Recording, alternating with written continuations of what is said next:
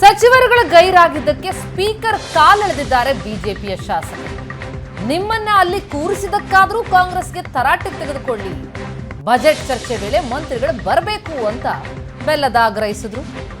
Speaker ಕಾಲೆಳೆದಿದ್ದಾರೆ.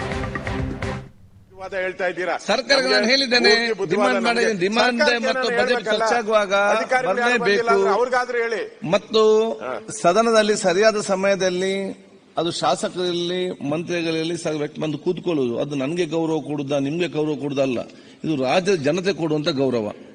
ಸರಿಯಾದ ಸಮಯದಲ್ಲಿ ಬಂದು ಅದು ಸರಿಯಾದ ನಡೆಸಲಿಕ್ಕೆ ಕಾರಣಕರ್ತ ಆಗದಿದ್ದಲ್ಲಿ ಅದು ಬಹುಶಃ ಅವರಿಗೆ ಆಗುವಂತ ದೊಡ್ಡ ಮಟ್ಟದ ಒಂದು ಏನ್ ಹೇಳ್ತೇನೆ ತೊಂದರೆ ಅಂತ ಹೇಳಿಕ್ಕೆ ನಾನು ಬಯಸ್ತೇನೆ. ಅದ್ರ ಸರಿಯಾದ ಸಮಯ ಇರಬೇಕು. ಈಗ ನೀವು ಇಲ್ಲ ಅಂತ ನೀವು ಹೇಳಿದ ಸಿಟ್ಟಿಗೆ ಅದು ಬೇರೆ ಸರ್ಕಾರ ಅಲ್ಲ, ಹಾಗೇನಿಲ್ಲ. ಈಗ ಅಧಿಕಾರಿಗಳು ಬರ್ಬೇಕಲ್ಲ, ಅಧಿಕಾರಿಗಳು ಕಾರ್ಯಕ್ರಮಗಳು ಇಡಬಾರ್ದಲ್ರಿ ಈ ಟೈಮ್ದಲ್ಲಿ.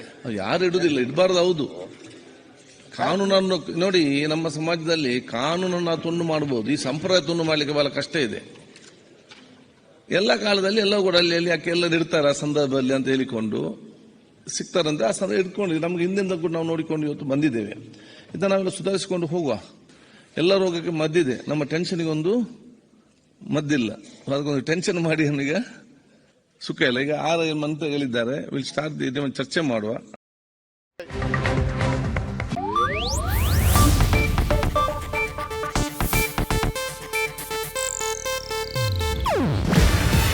ಇದು ಏಷ್ಯಾನೆಟ್ ನ್ಯೂಸ್ ನೆಟ್ವರ್ಕ್ ಪ್ರಸ್ತುತಿ. ನೀವು ನೋಡ್ತಿದ್ದೀರಾ ಏಷ್ಯಾನೆಟ್ ಸುವರ್ಣ ನ್ಯೂಸ್.